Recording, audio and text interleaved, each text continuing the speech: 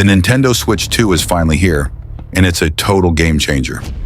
First up in performance. This thing runs on a custom NVIDIA chip, delivering 4K when docked and smooth 60 frames per second in handheld mode. It's fast, it's sharp, and it finally feels next-gen.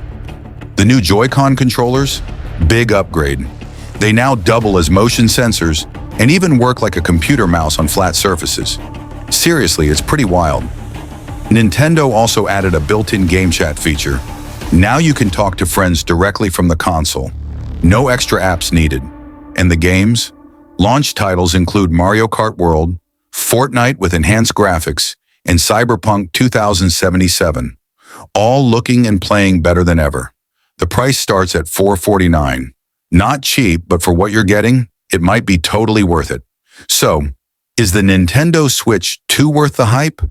Let us know in the comments, and don't forget to like and subscribe for more quick reviews.